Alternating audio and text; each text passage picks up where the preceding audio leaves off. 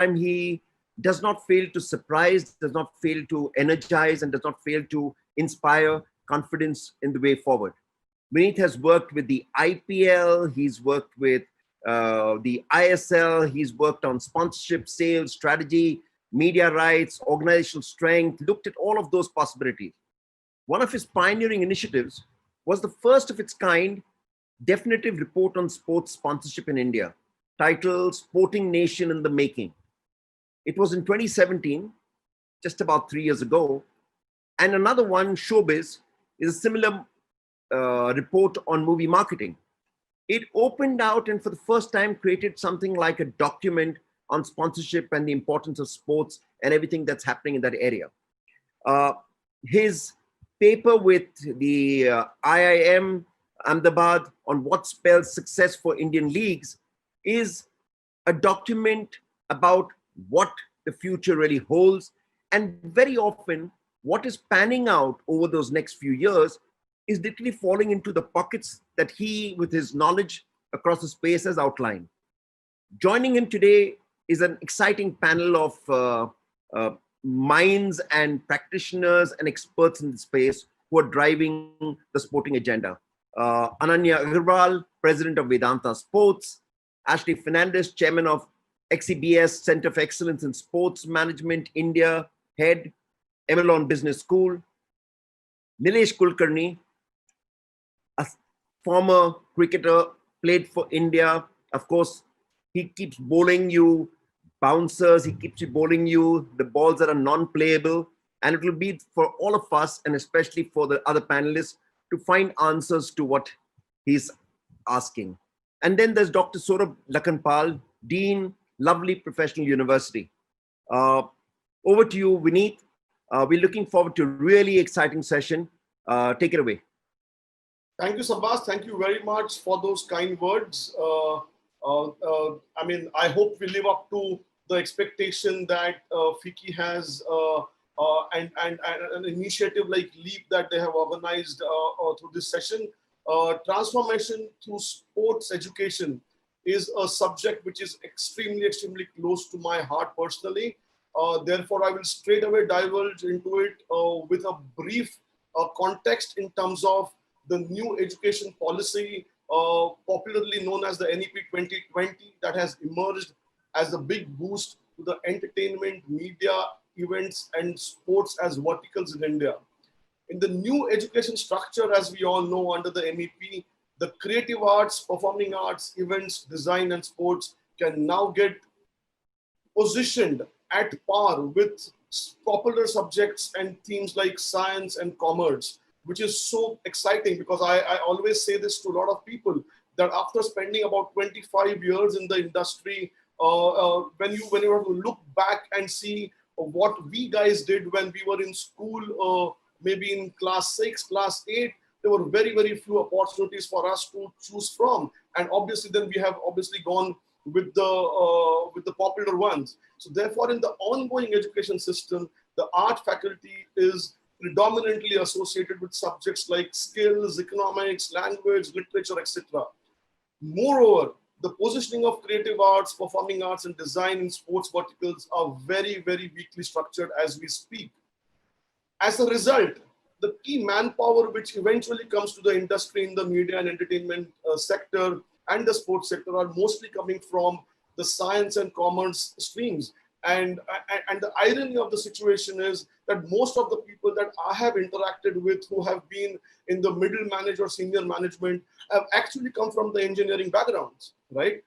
Most skill developed and enhancement in these fields have happened through hobbies, extracurricular activities, and things which we believed through our heart, and we just broke the stereotype and started doing things which were beyond our chosen streams. So therefore, the new education policy will provide students with an opportunity to integrate art subject into their formal education framework. CBSE, ICSE, and state boards will allow kids the option to pick subjects possibly from creative arts, performing arts, design thinking, and sports vertical right from class 6 onwards. And it can be considered as electives for them. The real success, however, if adopted well, will be felt only once multiple schools, in thousands of schools and thousands of universities across will accept it, embrace it by providing the resources and invest into sports education, and its proper implementation will enable India to emerge as the greatest sporting nation. With this context in mind, it's my pleasure to introduce my eminent panelists who are breaking new grounds by challenging the stereotype and delivering excellence in the area of education, sustainability, and grassroots sport development. So we have today on our panel Mr. Nilesh Kulkarni, founder, director, IISM, who has also recently, as recent as this week, received the prestigious award Rashtriya Khel Protsahan Puraskar from the Honorable President of India for his contribution in promotion of sports education. A huge congratulations and kudos to you and your team, Nilesh, for this one. Thank you, Vinit. Thank you very much. Dr. Sorabh Lakhanpal, Dean of Lovely Professional University. We have Mr. Annanya Agarwal, President Vedanta Sports, who's doing some fantastic work in the area of sustainability and basically giving women in sports the prominence that it deserves. And last but not the least, we have Mr. Ashley Fernandes, Chairman of XEBS, Center of Excellence in Sports Management, Emlyon Business School, a brilliant blend of best of two worlds in the world of education sector, isn't it? Coming from Xavier's Institute and Emlyon, France, is an invincible combination going forward. To kickstart the session, I would want to request, and it's my personal request and a very, very dear to my heart and a passion point, and to request Annanya Agarwal to give a quick heads up in terms of the kind of work that they are doing into sustainability and women in sport. Annanya, if you could spare a few minutes talking about your initiatives in Rajasthan and in Goa, especially with women football, and how are you linking that to the education sector, will really help a lot of people who are attending this session. Annanya, over to you. Wonderful. Good afternoon, everyone. And thanks a lot, Vinit, for your very kind words. Having conversations like these, I think, is good reinforcement for all of us that the work we are doing is in the right direction. So I'm glad that we are all here speaking today. Like I mentioned before to you, Vinit, off camera, the themes that you mentioned, all three themes that you mentioned, being education, women empowerment, and sustainability, I think these are all three very driving pillars in my career and my personal life as well. So just very briefly to give everyone a perspective of what we are doing, I'll very briefly touch upon sustainability.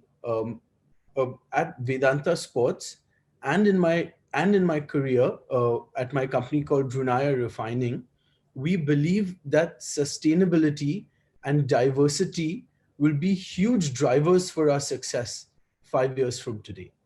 In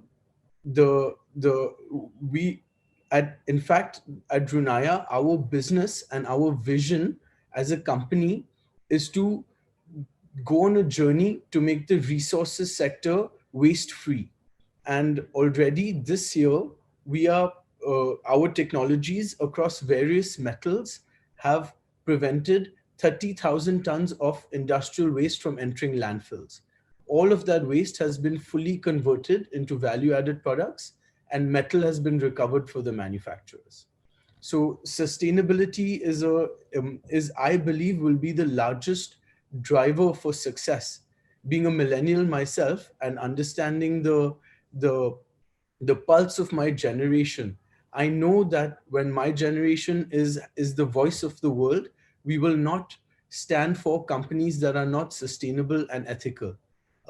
So this is my mission on my career side to go on a journey to make the resources sector waste-free. So this, like you mentioned, Vinit, this in fact trickles down into our football initiatives as well.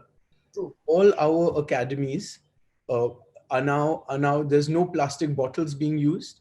I have had personal conversations with the boys to explain my business to them and to explain to them the need for sustainability and the need to protect our planet.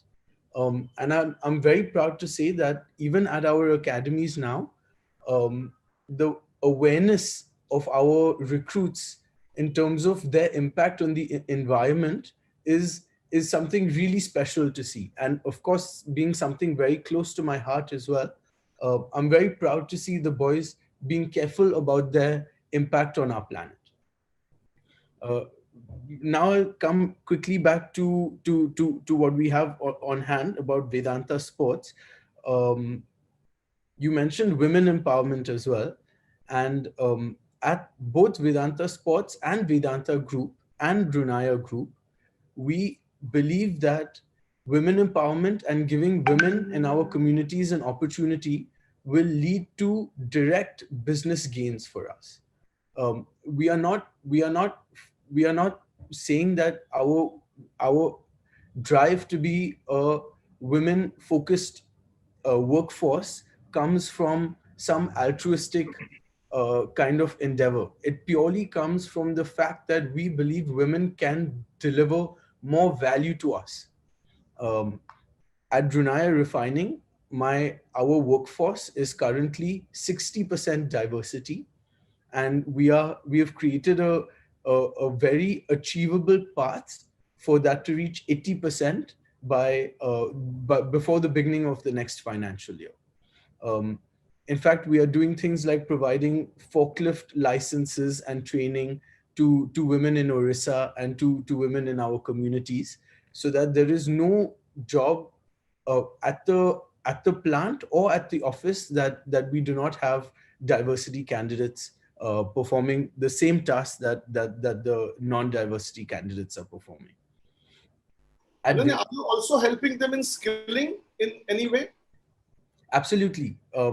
Like I mentioned, whatever skills are required, like a specific example would be right now in Orissa, where our factory is, to recycle some of the aluminum waste. We wanted to have diversity candidates across all roles, but we were struggling to find girls who have licenses to operate heavy machinery, like forklifts and JCBs. Work is underway already. A group of girls who was motivated and who wanted to take on the challenge are going through their motions, and soon they'll be operating our heavy machinery in our plants. Super. This is also, I'm sure you're aware, a huge part of Vedanta's HR policy. Diversity is required. In fact, if I can give a personal reference, when external meetings happen with Vedanta management, vendors feel worried if they come to a meeting without a diversity candidate on their team. So that is the kind of culture we are trying to create.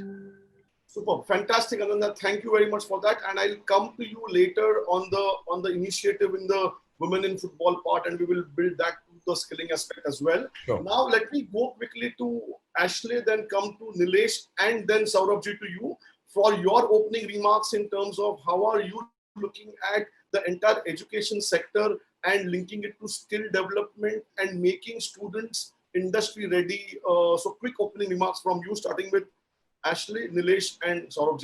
You. Well, thank you. Thank you for having me. As far as the XEBS Center of Excellence in Sports Management is concerned, it's, as you said, a partnership between Xavier University and Emlyon Business School, which is a French and European school, business school, top 20. Actually, our job was made very easy because the environment was very favorable with the incredible job that was done by the Orissa government. And the baseline is sports for youth for the future. So we just had to sort of, get ourselves into that perspective and plug into the fantastic ecosystem that was already present with the high performance centers. So to sum it up in a very short, statement, what our role is to collaborate and to fertilize this environment and bring perhaps the learning by doing perspective and the international perspective that we have, given the fact that the school is on 3 continents. We have a campus in Casablanca, we have a campus in Shanghai, we have 3 campuses in France. So this is our way of putting things in perspective and bringing perhaps to this ecosystem the projection of turning the center into a cluster. We are all in a situation where employability is very important. So for employability, you need to have, I mean, what I'm surprised is that when you talk about sports and education, you're basically talking about passion. Okay, there's passion is what fuels all of us. It's obvious in everybody's speech and in everybody's behavior.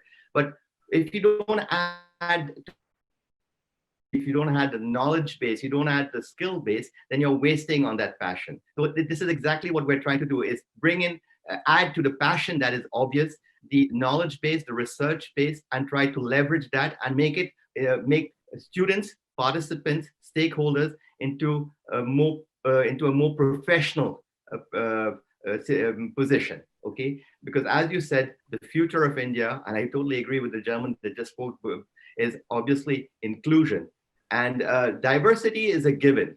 Inclusion is a choice, and therefore we have to definitely walk the talk.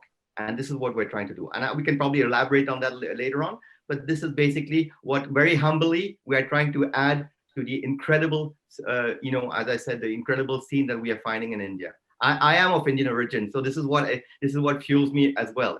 So it's a very personal journey as well. Fantastic, Ashley, absolutely well said. Nilesh, a quick one from you, considering you being a sportsman yourself, hold a very unique record of the wicket of the first ball in your international cricketing career. How do you link and how do you deal with students who come to you who are passionate about sports but are always in a conflict mode in terms of what to do, go for pursuing professional education, which is traditional stereotype, or something specific which is more closer to their heart? Thank you, Vinit, and thank you, Ficci, for inviting me here. I think I'll just set up pre-context to what question you asked, Vinit. In my opinion, sports is only what 10, 12-year-old industry in India with regards to, I mean, you all know about it, the emergence of IPL probably allowed us to have an industry perspective from a business of sports standpoint. And the way, when we introduced 10 years back, our institute, a lot of questions were thrown at me. Are you mad? I mean, you've not played IPL, so you don't have money. Why are you investing into sports education? Was the first question came my way. And that's when it triggered off that there's an opportunity for you to allow all the aspiring, like Ashley mentioned, those who are passionate about sport and want to make a career in sport. This gives you an opportunity to make a career, because very few people in our lifetime would get an opportunity to make a career in their liked and loved field. And sport is one of that. You need to have a passion to make a career. So that drove us to make a establishment of our institute. But there are a couple of key threads which I would like to elaborate in this discussion. One of the key challenges, there is no policy in place. So there is no board in place. I'm currently working with the sports ministry and the SAI authorities, where we are part of a national sports education board to establish this as a board, independent board from school to higher education, which is a completely different perspective for an establishment, and it adds a lot of value and layer when we see what you mentioned as a national education policy, which is getting revamped by having sports as an integrated part, which is extremely critical, because this will allow all the kids, all the children who aspire to make a career and define a pathway, not only limiting into school education, but going all the way into higher education. Because one of the key challenges, what we face during our discussions is, first and foremost, there are more than 40 school education boards which exist in India, but there is no defining guideline for sports into that vertical dedicated. And additionally, defining that from school to college, there are no synergies attached. There are no strings attached. Sport can be that catalyst in making sure you have the formal education along with sports education, which will shape up your career and offer you an opportunity. Because there are no credit points transfers, which earlier was, in global practices, it allows you to carry those credit points and still pursue what you aspire to have. Even it be in engineering, you will still have the credit points of your sports gets carried forward. These integrations, what I see in this new education policy is very heartening, very encouraging for all those aspirants to make that shift and still pursue what you aspire to make as a career, because that's something, in my opinion, has a huge drive. Whatever little stat I'm just sharing before I just open that for other questions as well. Some stats which we have delivered, unfortunately in India, we are not a research base in a sports education, which we need to aspire. We need to create content. We need to document. We started doing that 3 to 4 years back by creating Indianized content, which is open for public for a read. We don't have data. We have enough and more data, but it's not structured. We don't have Indianized versions of that content, which needs to be accepted, adapted, and then understood for our better learning. So these are the key areas which we as an institute focused ourselves in last 3 to 4 years to make sure our student gets benefit and subsequently industry gets benefit. Just one small parting point, Vinit. The transition of school to higher education for athlete and sports aspirant, the dropout percentage is more than 70%, purely because of the pressure parents and the ecosystem puts on all our children to not pursue their passion and make a career as a profession in sports. So here is a time with this new education policy which will open doors for all these aspirants who still want to pursue engineering, any other management field, and still want to make a career in sport. It's a fantastic change which needs to be embraced well. Fantastic, Nilesh. And I think it's a management lesson in itself. Acceptance, adoption, and implementation. Isn't all our lives evolved around these three words, gentlemen? I think it's absolutely fantastic. One little question, Nilesh, before I go to Mr. Sorabh, is that what are the challenges? Because I have been a part of some of those counseling sessions, especially with parents. Okay, what are the typical challenges about the decision one makes in terms of going for the formal education, in terms of those fields, and choosing something which your heart wants? How do you deal with those conversations, Nilesh? I think the simplest way to address parents, because kids are convinced. Those who want to make a career, it's easy for us to not counsel them. The challenge for my counselor and my team lies with convincing parents, because they come up with at least 5 to 10 more questions. And the effort which our counselors do counseling them is by giving them a 360-degree approach. When the emergence of the general management MBA evolved in India, the need of management education was there in the market. Now, after seeing, that's why I said that the industry is 10 years old, 12 years old. The new opportunities which are getting created in a sports vertical, which competes with general management, is now something which we feel we need to communicate.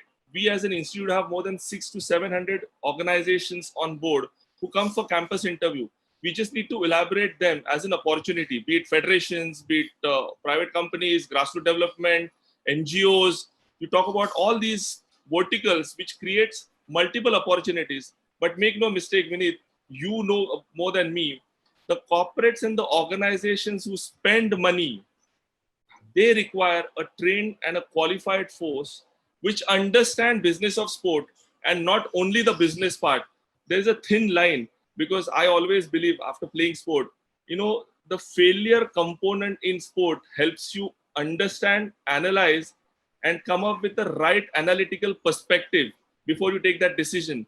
And these are the areas which stands out when you have a person, he or she, who have played sport vis-a-vis who has not played sport. The ability to analyze, their analytical perspective is not absolutely accurate, but far better than the general management. And we try and give this perspective for a lot of parents to understand that if he or she is passionate and have played sport, then you should encourage them to make a career, because eventually this path will definitely define them to scale up much faster than the general management space. Fantastic, Nilesh. Absolutely valuable. And that brings me to Dr. Sorabh. Sir, I think you guys had the vision to see the future maybe 5 to 10 years ahead, because the way I've been to the campus and the infrastructure of the campus is a dream come true for anybody and everybody who wants to pursue either traditional academics or skilled academics in terms of arts and craft, whether it's media, entertainment, whether it's sport. You have created an infrastructure which is a dream come true from an India perspective, right? Now, what has been, your journey itself is going to be absolutely great for all of us to hear, and for all, including the panelists. So, if you could just elaborate in terms of what has been your experience when you guys started, where it is today, and with the NEP 2020 coming into play, where do you see this going forward, and the implication of this entire mastermind of meeting the best of two worlds? Over to you. Thank you, Vinitji, for introducing us. My very good afternoon to all the speakers, organizers, and audience. Rightly said, Vinitji, that looking into the infrastructure of lovely professional universities, dream come true for any student. Whatever they see in movies like Three Idiots, Chichore, they all are going to get here as in campus life and an infrastructure too. But when I talk about the vision, you know what is our tagline? It is transforming education, transforming India. When we started our organization, it was very clear that we need to now transform the conventional way of teaching. And we did it with what we are talking today in national education policy, or what we are debating today about skilling India. From the very inception years of lovely professional university, we generally offered open electives to our students. Right now, these open elective concept was that either he is an engineering student or a management student or pharmacy student, he can take 4 courses in his 4-year degree program related to his passion. That may be sports, that may be photography, that may be performing art skills, that may be fine arts, and that may be yoga, fitness classes also. So this is how we incepted our vision. But lately we focused, if I come to the sports part, focus that there are 4 type of categories that need to be developed separately. Like first was, we need to professionally train the athletes. So we want to develop the athletic skills, right? Now, second skill, we see that few of us want to become a coaches. That is, sports coaches has to be trained separately. If he is going to be an umpire in cricket or a referee in boxing, so he has a specific skill set. Then third is, if they are going to become a sports teacher, either at a school level or at a primary level or at a university, college level, so they tend to pose a different skill set if they want to become a sports teacher. And fourth is sports manager, like event management companies and all other companies who need sports manager. So after looking into 4 skill sets, we thought to first work on the athlete part or a sports person part. Again, we see that it is as 3 categories. Like somebody really want to become professionals, athletes, most of them were recreational players. And then we also see fashion players also having their tennis racket, going to tennis court, sitting over there, and then coming back with the fashion also. So we tend to develop infrastructure accordingly. Like if we talk about athlete and profession, we have more than 40 sports club on our campus. We have full-fledged Olympic size swimming pool, and we have 3 swimming pools, including diving pool too, shooting range and all that. So we thought of developing these thirst areas, looking into the high priority and priority games of Sports Authority of India and Ministry of Sports too. And we started giving them infrastructure. We started giving them coaches, mentors. We participated in various sporting events. And you know, this year India first time Ministry of Sports started Khelo India University Games, and we were 6th in the chart overall universities and first private university. The reason was that we were very focused on all these skills of the athletes. If they're going to be really professional, we have to give them inputs accordingly. And when it comes to recreational, even we have 60-70 clubs of this recreational support. It includes the sports, like we have students from all the states of India and 50 plus countries. So when a student from Maharashtra comes and says that he wants to play Malkham, we allow him the platform for the same. Student from Punjab and he wants to play Gatka, we allow the platform for the same. And when the student from African countries come and say that the 6-a-side football or soccer is more popular among them, we provide platform for them also. Even we have facilities for rugby, American football, and rugby 7 too. So this all I was talking, that when it comes to a skill set related to athlete, organizations should definitely provide ecosystem like that. And when it comes to coaches, yes, definitely they need to have a short-term courses, certificate courses. Then they must know how to crack the test, how to referee out, how to umpire out. So we are developing in that direction also. When it comes to sports teaching, we have proper BPEd, MPEd, PhD programs where they are trained for the same skill set. And from sports management, more or less MBA, or what I was telling you, we have open minor specialization vision and open elective vision where they are becoming sports manager. So we That's have absolutely fantastic, Saurabhji. While we are very inspired with the way you are approaching the whole subject, how do you manage the whole assessment part of the sports education? Because obviously traditional assessment patterns versus the skills that we are trying to develop, the assessment patterns itself needs to have a complete overhaul, right? So how do you handle that? Great, Vinitji. We have generally been very clear on that the academic and co-curricular, if we put together, then the person who are into sports and academics are definitely good in discipline, definitely good in concentration, definitely good in time management. So when we make an evaluation and assessment process, so we have given certain number to their academics, certain weightage to their physical fitness or strength training, certain weightage to their game skill, and certain weightage to their interpersonal skill too. So we have made a continuous assessment that is around their game skill and physical part. Then we have memory-based tests and assessments also, which is more or less theoretical, practical, and demonstrative part. And third is like when we talk about interpersonal skills, even we are evaluating and certifying the same also. So this is how we made a complete package where these four components are taken care. That is their academic, based on theory, practical, and demonstration, their physical fitness, then there is game skill, and then there is interpersonal skill evaluation. Beautiful, absolutely fantastic. Ashley, I'll come to you on after this, and I wanted to ask you, how do you manage the whole sports aspect from an education point of view and the athletic aspect of it in terms of, so just to give an example, supposing I'm a sportsman who wants to pursue professional sports. Obviously, if I'm pursuing professional sports, say a football or a hockey for that matter, I need to spend exponential time in training, right? What would be your advice, and how do you manage the whole conflict between training and formal education? Would we see a curriculum wherein it will have a fair amount of degree of freedom for an athlete to do his training as well as pursue his academics and give it a fair balance? Well, there are different components to your question and different ways to answer your question. First of all, if I can give a little bit of my personal perspective, I don't know if you know about it, but I played hockey for France. So I reached a certain level in hockey. My father played hockey for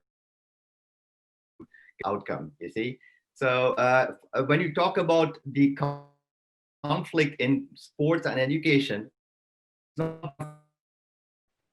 as far as I'm concerned, because I was raised in a global environment, there is no conflict. There is no conflict in the two fields. Sports and education are closely linked.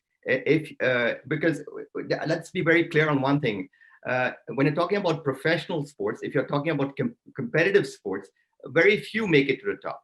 Right. Because we all talk about the Messis, we all talk about the Ronaldo, we all talk about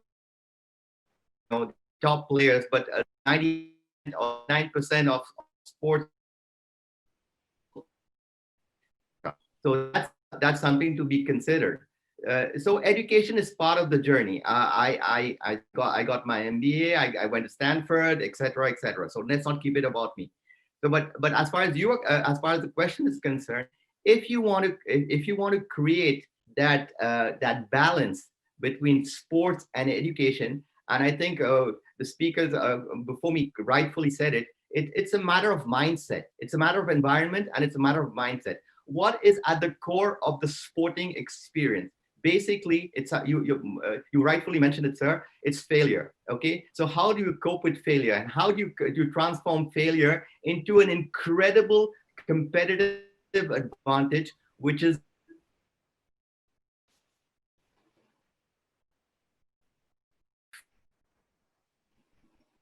resilience? And the current situation shows it. Okay, without resilience, you do not deal with the VUCA situation, because you can have all the plans in the world. I think it's Mike Tyson who said it. You can have all the plans in the world, but sometimes you get punched in the face. So how do you recover from that? So when you talk about how do I reconcile sports and education, you reconcile sports and education when you have the right environment, or you make the right environment, and you educate students, you educate kids to understand that their future is in their hands and they have to make their own future. And you have to provide them with the tools, with the means to feel confident that they can grasp what is coming in their way. And that's also part of the journey, you see. So it's about the infrastructure, it's about the tools, but it's most importantly about the pedagogy. And when you were talking about NEP 2020, there are two important factors in the NEP 2020 that I think is important to state. Is first of all, the learning by doing part of it, okay? You gain experience by implementing, by experiencing, by failing, basically. What it's, the underlying assumption is that you fail a lot, you fail small, you fail fast, and you learn. And the second thing is entrepreneurship. You know, making your own future. You have to make your own path and make your own future. So this is something that we try to do, and we are doing right now in the state of Orissa. We have been doing for many years on our different campuses, the underlying, I mean, the baseline is learn, unlearn, relearn. That's the journey. And to put that in perspective, also in a longer term perspective, if you look at sports and education, today we're talking about a lifelong education. You see, so it's also about how do you transition from a sporting career to your after career. I mean, so some of the people on the panel have done it, so they can talk about it as well, and they've done it brilliantly. But that's also part of the journey. You see, this is something that we have to bring to the at the forefront of the ecosystem. I think the reason why I asked you, Ashley, and very interesting thoughts on that. See, currently in India in particular, and the reason why I asked you is because you come from a very, very developed background in terms of the education and the sport ecosystem. The reason why I asked you is actually in India, predominantly 20% time is spent on a sporting field and 80% in the classroom. The whole idea is, do we see that shift happening in terms of 80% time to be spent on training and on the sports field and 20% time in the classroom? At the same time, you get what you deserve from an education point, not taking that away from it at all. So I was coming more from that standpoint. In life, you never get what you deserve, you get what you take, first of all. That's the first thing that you learn in sports as well. Right. From that perspective also, I think technology is going to add a lot of answers to your question. If you look at a typical sporting career, when you 80% in education, that's because you're talking about the physical aspects of education. You have to be in person, pursuing classes, etc. Now technology will be able to bring education to you whenever you want it. It's going to be a Netflix type of thing, okay? Before you had TV, now it's going to be the Netflix of education. I'm a sports person. I concentrate on my sporting career, let's say from 8 to 5 or 8 to 8, whatever, okay? And then I have to allocate, because I am in control, I have to allocate time towards my after career or towards my plan B. I know that there's never a plan B, but still, if you want to be sort of in control once again, you have to take control of the situation and give yourself the perspective that is definitely needed. As far as India is concerned, I think the NAP is very clear on some aspects. There is a strong political will and also a social will to consider sports as a holistic approach towards education, okay, and towards the well-being of a person. And once again, let's not misunderstand the level of sports we're talking about.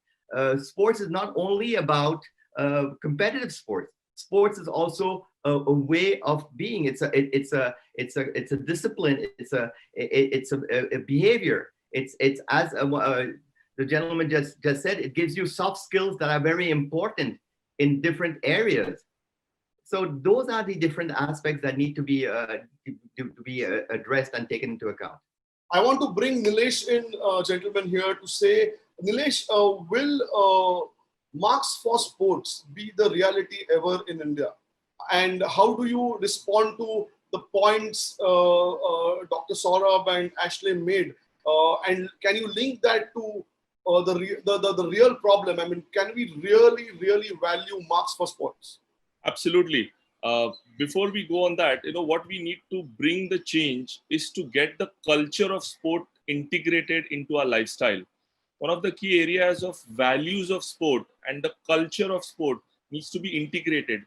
Like you mentioned, Vinit, we are a 70% sport loving country. How can we make it a sport playing country? The moment that shift and the change takes place, automatically the shift happens. Like the cultural integration of accepting sport, failure aspects of learning from failure aspects of sport, which helps you improve. I always believe one thing, that either you succeed or you learn. You never fail, because that's an opportunity for you to improve upon something. And as rightly quoted by our Honorable ex-President Dr. APJ Abdul Kalam, very well defined. He defined fail as the first attempt in learning. And we need to start practicing that. And sport offers you that at multiple times. Top athletes in India or globally have failed more times than they succeeded. But it's not about their failure. It's about how they look at the failure for their improvement, makes them and define them as the top athlete. So if we get that practice and put into an academic and the learning perspective, how do we define aptitude and attitude? Because if you come from an active sport playing background, you have a fantastic attitude, like Sorabh mentioned. And what you need to work upon is their aptitude. But if you come from an aptitude perspective, your aptitude level is good. Unless you start competing and start playing, you will not improve your attitude. And if you start striking a good balance of an aptitude and an attitude, I'm 100% sure about bringing that transformation, bringing that change as a cultural shift. You talk about, Western worlds, US, European, across all Australia, which are developed countries. The culture with which they have their adaptabilities and adjustments done as a habit of sport, once we start integrating that and define a pathway. So there are a couple of key challenges. One of the biggest challenge in India we face right now, and that's where the process needs to be defined and appeal through your platform, through Ficci's platform. The earlier we establish sports as an industry, the better it will be for the overall ecosystem to grow in India. And like Sorabh mentioned, there are a couple of threads which requires attention. And I will just elaborate one straight point. An event like IPL, which has 250 top athletes compete against each other with more than 200 in the reserve, requires more than 23 to 25,000 people to manage an event like IPL. What are we doing about creating that? Where do those resources come? And this is one single event of a 2-month activity. If we put that into those 15 leagues India already have and want to make them a big success as a sporting culture and an ecosystem, look at the manpower and the bench strength requires for India to grow. And see, India is growing, but it requires that structured approach. It requires that support system. It requires that technical perspective and the overall ecosystem development. I was talking to a couple of players and the people who are managing IPL. I'm sure, Vinit, you have an access to that as well. The challenge with which everybody is facing is to how to adapt and adjust to new normal, which is that bubble which has been created for players to be restricted. Bubble, yeah.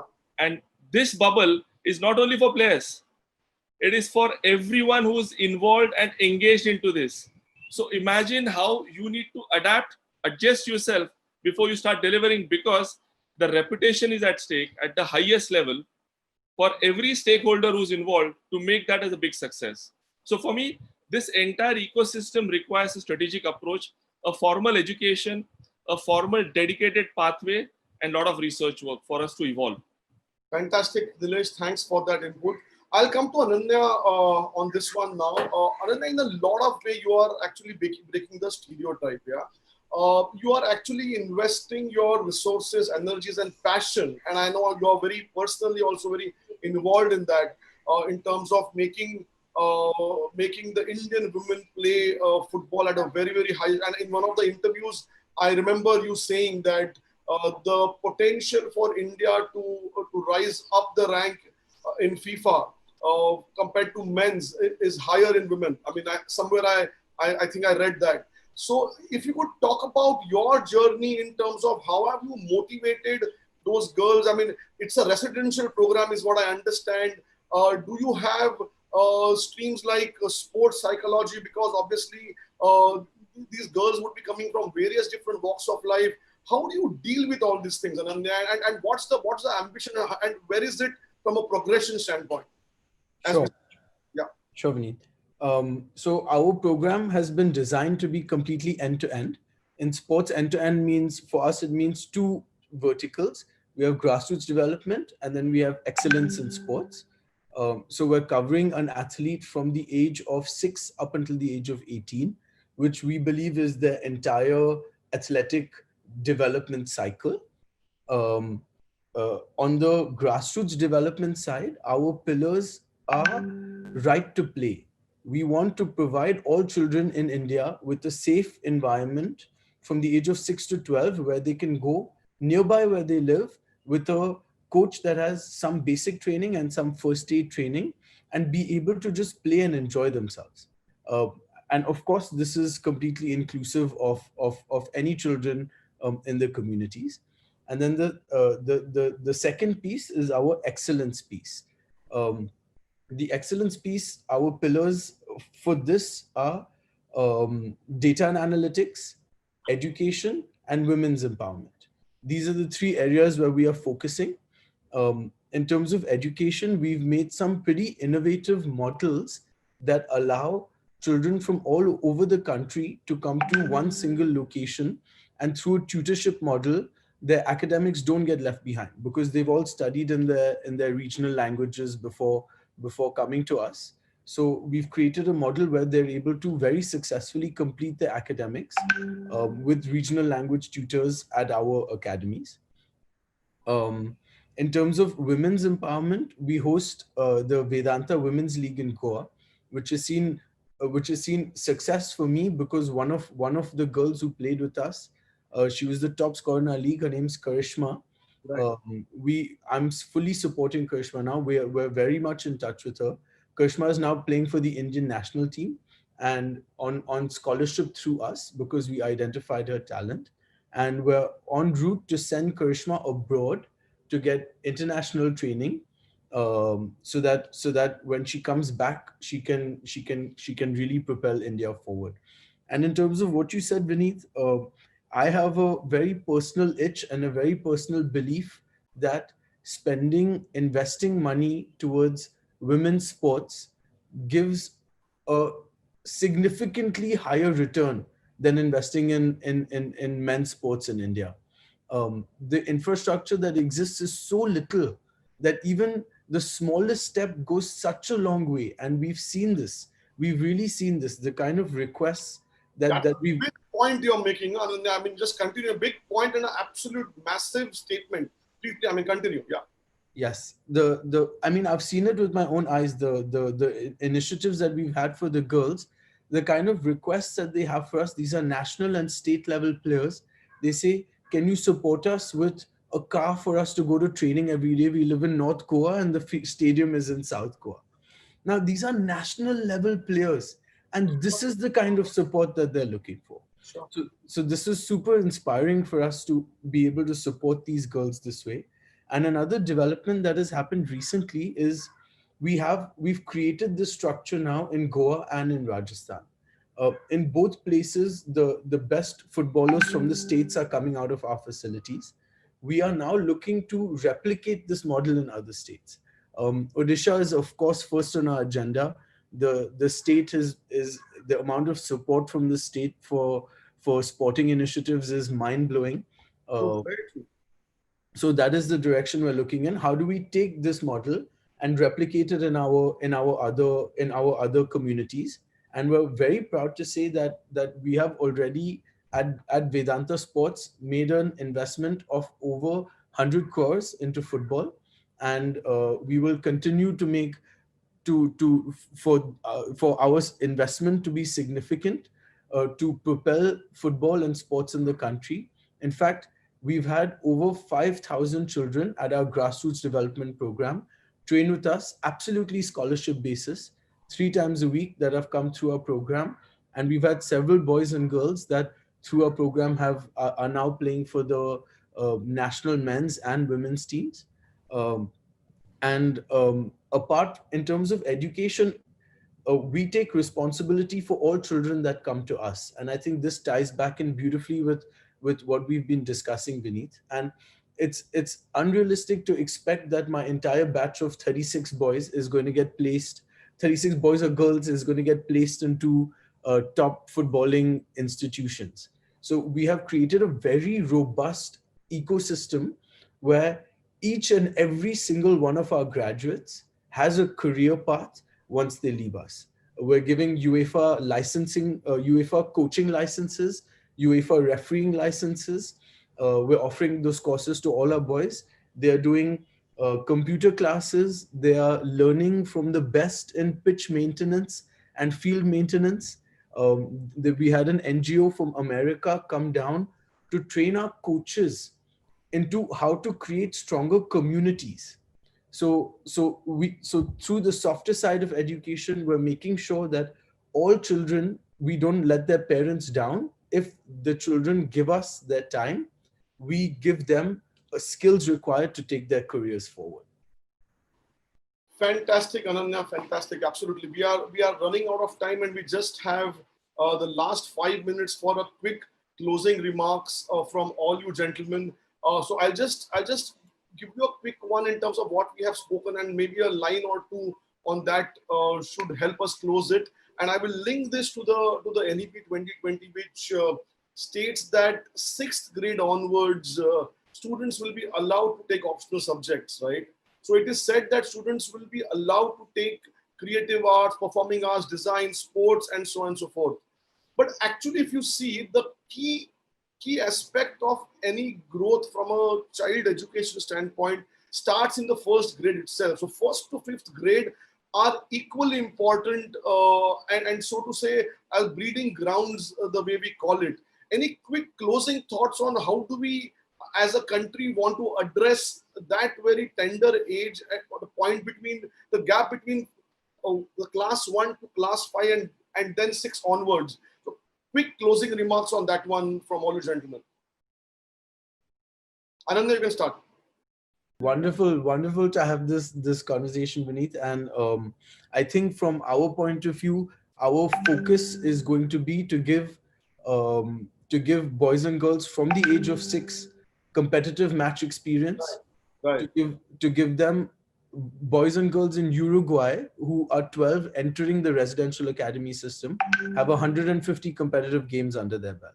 Our boys and girls have like 35. That is the gap that we're looking to bridge to create a real boys and girls who know how to win by the time they're 12 years old. Super. Ashley, what do you think? Well, I think this needs to be tackled by the schools and by the educational system as well, but it also has to be tackled by the parents themselves. It's a holistic approach, and as it was rightfully said, there is the balance between aptitude and attitude, and therefore I think the main challenge today is giving confidence, bringing confidence to the kids to make them understand that they are capable of doing it. I won't go elaborate too much on that, but I think confidence is the key, because there's a lot of passion, there's a lot of competence. The only thing that we need to do is eradicate that censorship that most of the kids have, not going into this field, not going to that field, and giving them the opportunity and the belief, because it all starts with the belief, giving them the belief that they can make it. Super. Nilesh? I'll just break that shortly into 3 phases. What you asked as a direct question, Vinit. First and the foremost thing, to bring them to activate their sporting engagement by creating a culture, not limiting to one sport, but making sure they play multiple sports at the grassroots level from 1st to 5th standard as the orientation and an introduction to sports as an opportunity. From 6, you have an elective plus pursuing a sport as a career pathway by electing and securing those credit points. And the third and the most phase, which I personally feel which needs to be defined even more, post 12 standard, give them an opportunity to create a pathway if they are good at sport at that age, make a career by actively playing sport, or give them an opportunity to make a career into the management of sport, like Sorabh ji also mentioned, as a teacher, as a coach, physical education teacher, trainer, or the management and the professional graduate. So if we create that as an end-to-end pathway from first standard to the graduation, this will help us create a fantastic ecosystem and establish sport as a vertical within the ecosystem of what we aspire to have as a sporting country on a global platform. Fabulous. Sorabh, you get the last word. All right. So I'll share that the definition of health is physical, mental, spiritual, social, and economical well-being.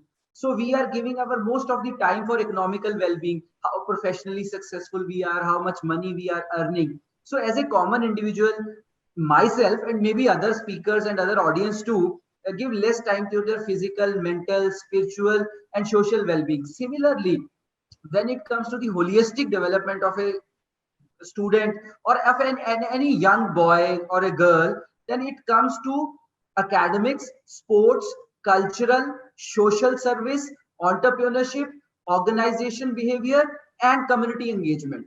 So we have to position all these 6, 7 skill set equally from very, very primary education. Now, if I see that if a first class student is asked what are the colors red, green, blue, what is ABC, similarly all the 50 students in nursery class should be stand in a line and one of the teachers should be throwing ball towards them and they will be catching. So whosoever is getting a natural catching skill has either go to softball or to cricket wicket keeper, right?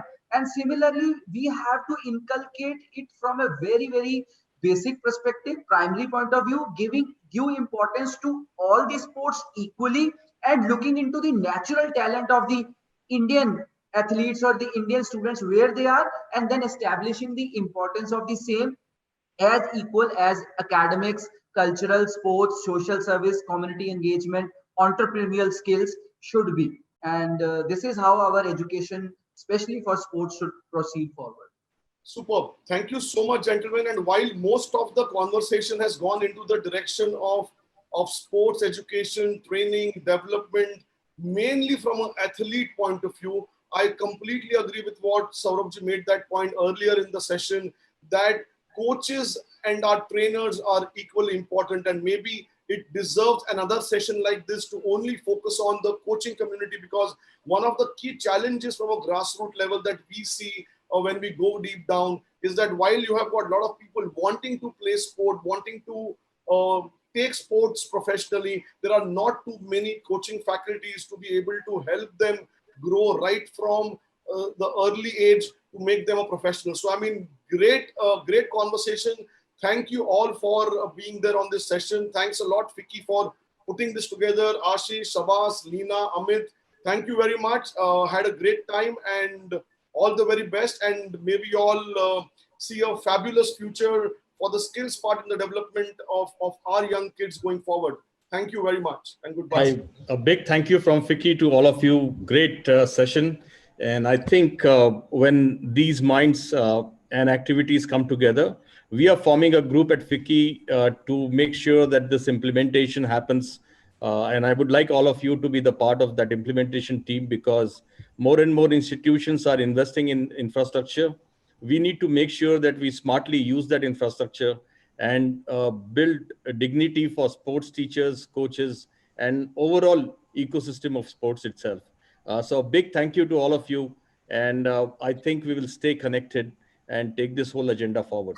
Thanks, Vinit. Thank you very much. See you. Goodbye. Have a great day. Bye. Thanks.